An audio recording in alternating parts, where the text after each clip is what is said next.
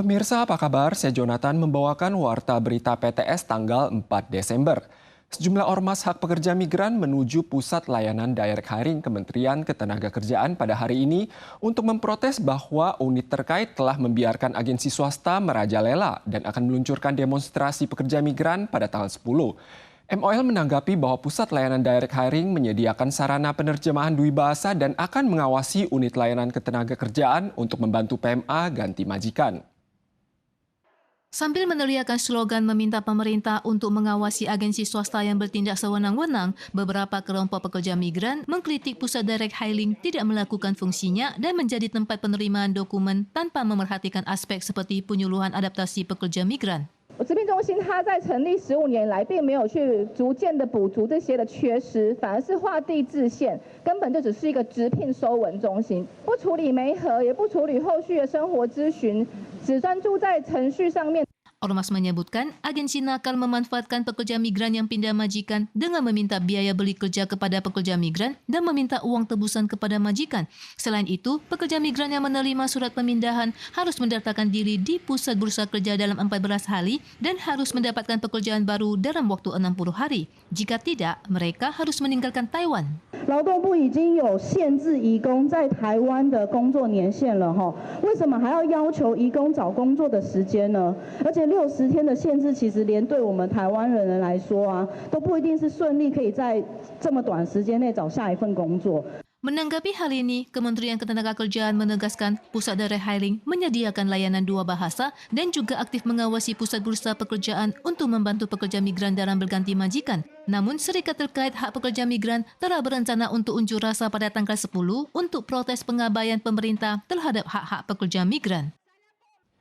Menjelang pemilu Taiwan, ribuan anggota serikat perusahaan dan pekerja berkumpul di Kaohsiung untuk melancarkan demonstrasi yang menargetkan 7 tuntutan utama, termasuk upah rendah, jaminan pensiun, dan keselamatan kerja. Mereka berharap pemerintah dan calon presiden peduli akan hak pekerja dan bukan cuma sekedar merebut simpati para pekerja setiap kali menjelang pemilu.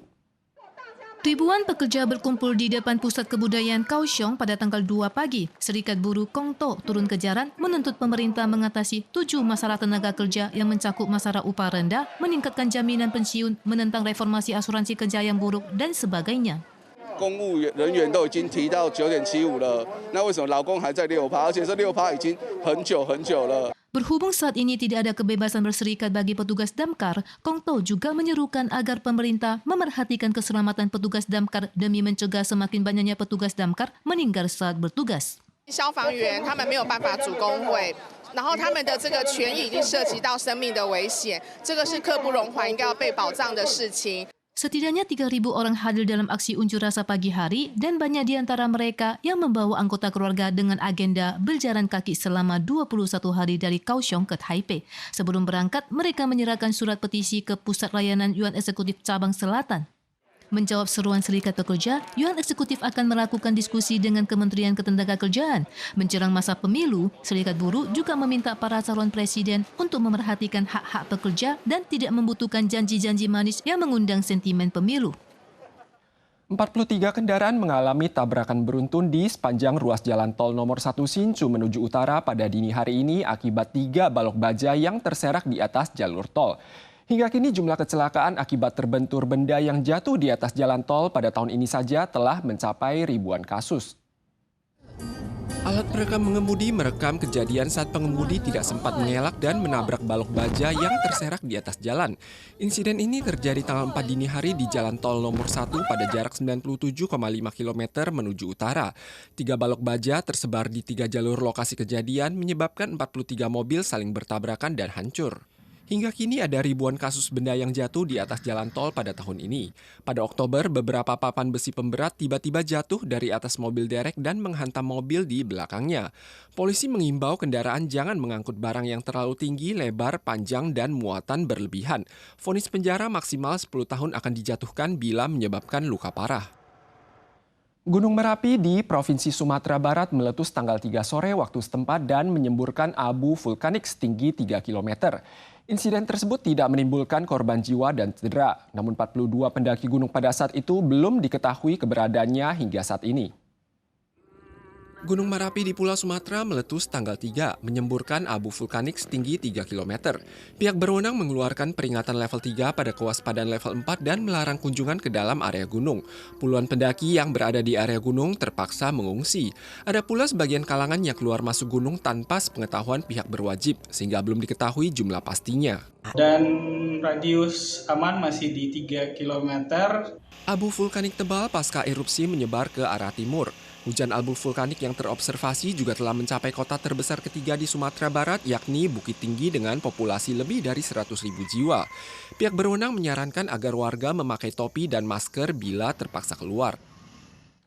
Serangan penembakan oleh kelompok militan pada sebuah bus terjadi di Pakistan tanggal 2, menewaskan sedikitnya 8 penumpang. Selain itu, serangan lainnya juga terjadi di Paris, Prancis, di mana seorang pria muslim radikal menyerang turis asing dengan pisau dan palu, mengakibatkan 1 orang tewas dan 1 korban cedera. Garis pengaman dipasang di jalan depan Menara Eiffel di Paris, Prancis dan dijaga oleh polisi bersenjata karena pada tanggal 2 malam waktu setempat, sepasang turis asing ditikam oleh pria tak dikenal di dermaga Quai de Grenner menyebabkan turis pria asal Jerman meninggal. Paris, un homme s'en est pris d'abord aux alentours d'un petit peu plus de 21 heures entre le quai de Grenelle et Bir Hakeim, un couple de touristes étrangers.